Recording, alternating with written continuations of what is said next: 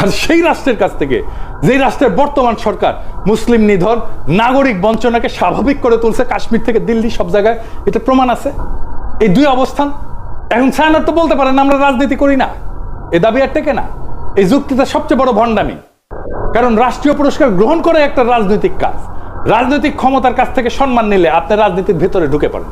রাজনীতি করি না বলার তখন সুযোগ থাকে না। রাজনীতি করি না বলার সুযোগ একদম শেষ হয়ে যায়। রাজনীতি না করলে ওই পুরস্কারটা প্রত্যাখ্যান করতে হয়, গ্রহণ করলে রাজনীতির দায় নিতে হয়। তো মোদি কেন ছায়ানটকে বন্ধু মনে করে বুঝতে পারতেছেন তো? এটা তো কোনো কাকতাল না। এই প্রশ্নটা সবচেয়ে ভয়ঙ্কর। মোদি ছায়ানটকে বন্ধু মনে করে কারণ ছায়ানট ভারতীয় সাংস্কৃতিক হেজিমনিকে বাংলাদেশে ফেরি করে। তারা সব হিন্দুত্ববাদকে রবীন্দ্রনাথের মোড়কে উপস্থাপন করে বাংলাদেশে ফেরি করে। ছায়ানট তার একটা নিরাপদ সাংস্কৃতিক প্ল্যাটফর্ম হয়ে উঠছে, যাকে ভারত রাষ্ট্র তার মতাদর্শিক সফট পাওয়ার হিসাবে ব্যবহার করতে পারে, স্বীকৃতি দেয়। এইটাই তো বাংলাদেশের মানুষ দেখছে। তো ছায়ানট কি করতে পারত?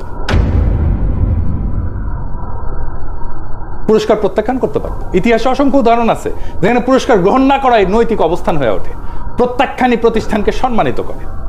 ছায়ানট যদি বলতো বাংলাদেশের জনগণের স্মৃতি এবং রক্তের ইতিহাসের কারণে আমরা এই রাষ্ট্রীয় পুরস্কার গ্রহণ করতেছিলাম, সেটাই হয়তো সবচেয়ে শক্তিশালী সাংস্কৃতিক বক্তব্য, সবচেয়ে বড় নৈতিক শিক্ষা, সবচেয়ে বড় আন্তর্জাতিকভাবে সম্মানজনক অবস্থান এবং দেশের মানুষের ভালোবাসা পাওয়ার রাস্তা। আপনি বাংলাদেশে কাজ করেন, মোদি কেন আপনাদের বাহবা দেয়?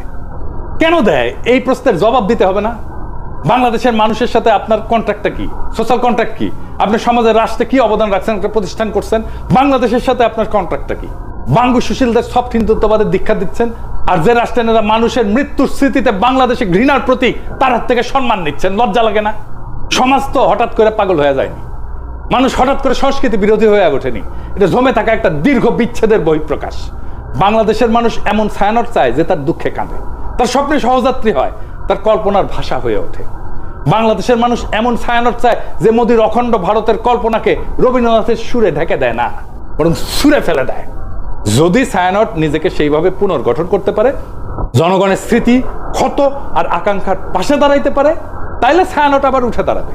আর যদি তা না পারে, যতই মানববন্ধন করেন, গান আর প্রতিবাদ করেন, ইতিহাস তাকে ভাঙবে না, মানুষই তাকে ছেড়ে যাবে।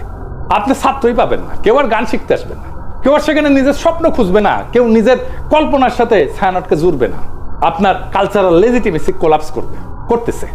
কারণ সংস্কৃতি টিকে থাকে মানুষের ভালোবাসায়, মানুষের মধ্যে, গণমানুষের মধ্যে, রাষ্ট্রের বাহবায় না। আপনারা তো জনগণকে হারায় ফেলছেন, ভারতকে পাইছেন, জনগণকে হারায় ফেলছেন।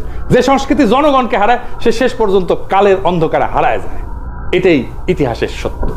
এই সত্যই শিখাইছে আমাদের জুলাই বিপ্লব, ইনকিলাব।